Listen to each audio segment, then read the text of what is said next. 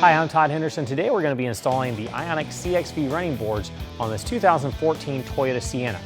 Now, in your package you're going to have both driver's side and passenger side, all your brackets and all your mounting hardware. I've already separated all that out. This is the driver's side board. We've got all your brackets, the front driver's side bracket, the support bracket, center bracket, and rear bracket. We've got all the hardware to attach the bracket to the vehicle, and we also have all the hardware to attach the boards to the brackets. Let's go ahead and get started. Now, the first thing we're going to want to do is remove this plastic shield from underneath so we can set the brackets in place. We're going to go to the first fastener here. We're just going to pop that loose with a screwdriver and give it a nice little twist. It comes right out. Right now we got 4 fasteners like this. They're just going to pop out with a screwdriver as well. And at the front we have 2 10mm bolts.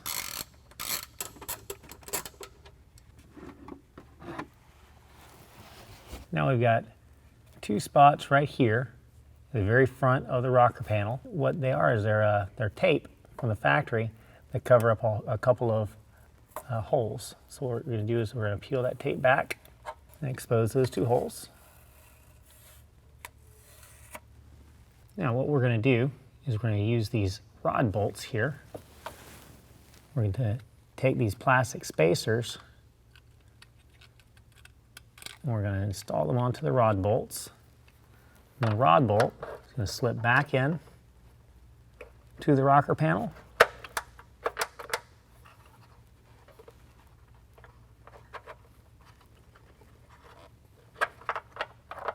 That plastic spacer is just going to hold it in place.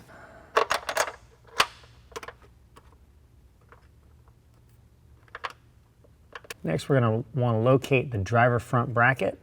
It's stamped DF for driver front. That bracket's just going to slide right over the top of those bolts. And then we're going to have large washers that we're going to set over top.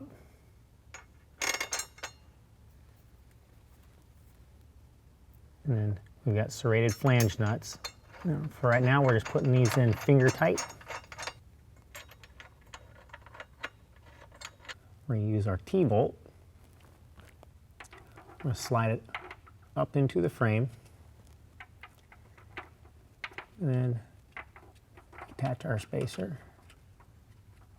Next, we're going to go ahead and set our support bracket up against that bolt with a washer and then serrated flange nut. And we're going to put that on finger tight. Now we're going to take our provided 10mm bolt, slide a washer over top of it, and then marry the bracket and support bracket together. And use a serrated flange nut with another washer. Now we want this to be able to wiggle around and slide around a little bit so we can do some final adjustments before we tighten everything down. Now if you travel down the rocker panel to where this first cross member is, just next to the first cross member is another piece of tape that covers another small hole. What we want to do is peel away that tape. Next, we're going to use another rod bolt and plastic spacer. Now we're going to locate the driver center bracket that's stamped DC for driver center. We're going to slide the bracket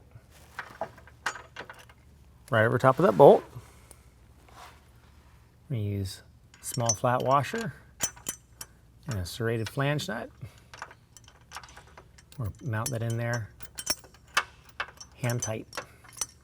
Now we go down to the rocker panel to the very end of the rocker panel on the driver's side. We're going to have this oval shaped hole. We're going to remove the rubber plug. Next we're going to take this T-bolt. We're going to slide it in and we're going to turn it 90 degrees. Let it drop back down. Next, we're going to want to locate the driver rear bracket, stamped with a DR for driver rear. We're going to slide it right over top of that bolt. Again, we're going to use a small flat washer and a serrated flange nut. We're going to tighten that up just hand tight. Now what we're going to do is we're going to take our T-bolts Those drop right into the tracks. We're going to put 3 T-bolts into each track. Next, what we're going to want to do is slide those T-bolts over to where they're somewhat lined up with the brackets. Now we're going to take the CXV running board and turn it over, and we're going to set it on top of the brackets and slide it up against the vehicle.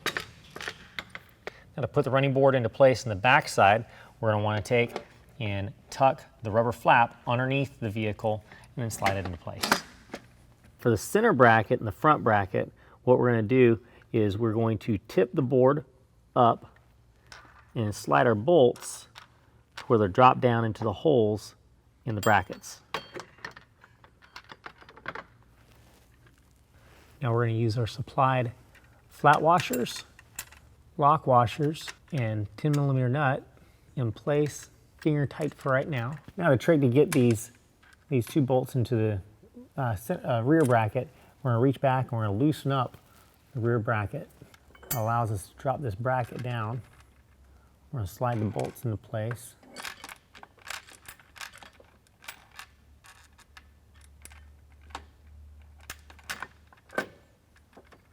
We can tighten the bracket back down. Now we've got everything in place and adjusted. We're going to go ahead and tighten down these 10mm bolts. Now we're going to tighten the bracket to the body of the vehicle with a 14mm socket. As we do that, what it's going to do is it's going to lift the running board up. Now we're going to go to tighten down the front support brace to the frame. Now that we've got the bracket tightened to the body and the support strap tightened to the frame, we're going to use a 17mm socket on the bolt head and a 14mm wrench on the serrated flange nut. We're going to tighten them down together. For the final step of the installation, what we're going to do is we're going to dry fit our shield back into place. See where it goes and see where we need to notch out of this plastic shield for our bracket in the front. Now we're going to go ahead and reinsert all the fasteners. We're going to reinsert all of them except for this one right here because that one took a bolt. Thanks for watching. If you have any questions, call the experts. We're here to help you out.